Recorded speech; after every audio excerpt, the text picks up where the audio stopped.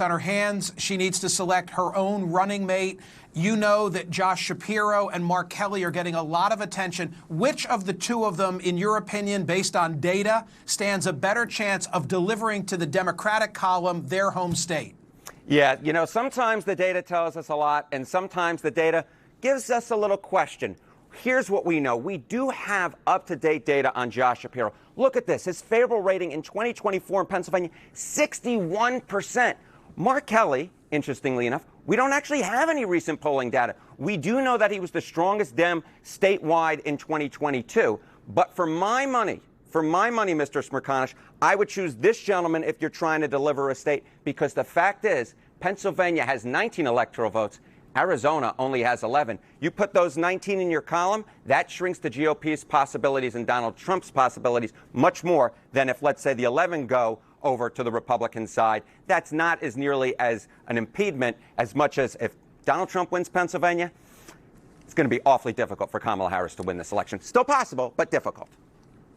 The folks over at 538, I know, did an analysis when I asked the question of what's the value of a running mate? And their thought was about half a point in the state of the individual who you select, which might not sound like much, but in a game of inches, when you look at the margin in Pennsylvania last time, could be significant. It could absolutely be significant. And that's really the only measurable effect that we know for VP candidates, right? You go back to 1988, Dan Quayle was probably the worst VP candidate on record, although J.D. Vance may give him a run for his money. And, of course, George H.W. Bush won that election by 8 points easily. It's really that home state effect. You said half a point. I've seen some research that perhaps indicates it's more like 2 or 3 points, which, of course, would be quite significant in a state like Pennsylvania, which the last two times around were won by Trump in 2016 and, of course, Biden in 2020 by between, I believe it was 0.8 points for Trump and about 1.2 points for Joe Biden. A very tight state. That is why I think Josh Shapiro is probably the best bet. He's clearly very popular there, and we have recent data to prove it. Harry Enten, thank you as always. Thank you, my friend. Joining me now is Whit Ayers, a leading D.C. political consultant and Republican pollster. He's also the founder and president of North Star Opinion Research, a public affairs research firm. He was recently interviewed by the Washington Post in a piece that was titled, "Why a GOP Pollster is Watching Harris's Impact in the Midwest." Whit, nice to see you. Why don't we begin there? Why are you interested in particular in the Midwest? It's great to be with you, Michael. We're interested in the Midwest because of what your data just showed, that the upper Midwestern states of Wisconsin, Michigan, and Pennsylvania could be absolutely critical. It's interesting to see the Harris impact on this. She is doing much better than Joe Biden among non-white voters. There's a Wall Street Journal poll out this morning that showed her going from 51% for Biden up to 63% for Harris. But does it cost the party among the white voters of the upper Midwest, where Joe Biden was still doing very well? That's one of the reasons those states were closer with Trump than the Sun Belt states. So what Harris may do is make the Sun Belt states closer, but make the upper Midwestern states more difficult for the Democrats. What do you see when you read the tea leaves relative to gender? Well, the tea leaves relative to gender tell me that attacking Kamala Harris as a DEI candidate is exactly the wrong way to go about it if you're a Republican. That diminishes the accomplishments of any African-American women in the country, and it's just a way to backfire if you're going after Kamala Harris. Why in the world would you do that? You have a smorgasbord of far left-wing issues that Kamala Harris is on record supporting, whether it's banning fracking, banning offshore oil drilling, banning private health insurance, instituting mandatory gun buybacks, or decriminalizing illegal border crossings. That's a smorgasbord of issues that may play very well in San Francisco, but don't play very well in the rest of the country. And that's how Republicans need to go after her. Right. I think that watching the tone of the former president is going to be key. I take note of the fact that in a speech that he just made in Florida, he spoke of her being, quote unquote, 3 weeks ago perceived as a bum. And I thought to myself, how does The people who are in the room who are applauding that, they're already on his side. But in my neighborhood, in the suburbs of Philadelphia, that's not going to work. You're exactly right. But what might work is talking about her far left-wing positions. And in Pennsylvania, banning fracking is not going to be a particularly popular issue. Whit, why is the number 47, or I should say 47%, something that you think we should all stay focused on?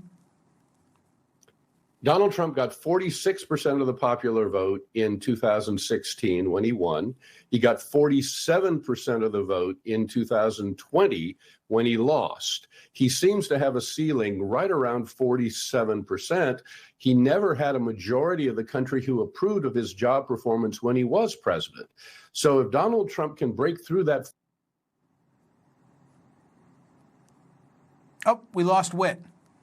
Okay, I think what he was about to say is that 47% is sort of the Mendoza line for the Trump campaign, that if he can break through it, he can't be defeated, but he's got to get to it. You've heard the line before about Trump having a high floor, but a low ceiling. In other words, that he's very limited in how much additional reach there might be for his voters. The other point that I was going to make with Whit Ayers that I was going to ask him about is the third party factor. Because we've spoken a great deal here in the past about third-party candidates, namely Robert F. Kennedy Jr. But in this latest polling from the Wall Street Journal, I noted that they had Bobby Kennedy coming in at only about 4% or so of the poll. And here's something interesting. Do you remember all the conversations that we had in the past as to whether RFK Jr. helps or hurts Biden? Well, in that Wall Street Journal poll, can we flash that back up on the screen? Catherine, that we used in the intro, the poll that showed where where Harris and Trump stand and how it's Trump by 2. Thank you for that. Right. So take a look at this. And I'm doing this from memory, from reading in this morning, but I'm pretty secure in what I'm about to tell you. So it's within the margin of error. I don't want to make too big of a deal over it, but it's Trump by 2. But when you throw Robert F. Kennedy Jr. into that mix, it reverses. And it becomes Harris by 2 points, which I find really interesting. And one other thing that I've learned from Doug Sosnick, among the others, it's this.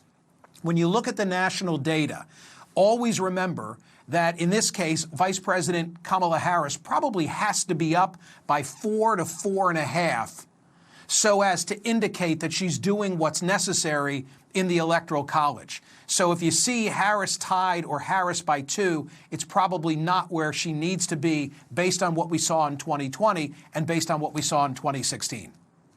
Hit me up on social media. I'm in all the usual social media places. You can find me. I love reacting to some of what you have to say during the course of the program. What do we have from the world of YouTube? Why call it a coronation? People had the choice to get in, but decided to back her. Nobody put a gun to their head. Get over it, Michael. Okay.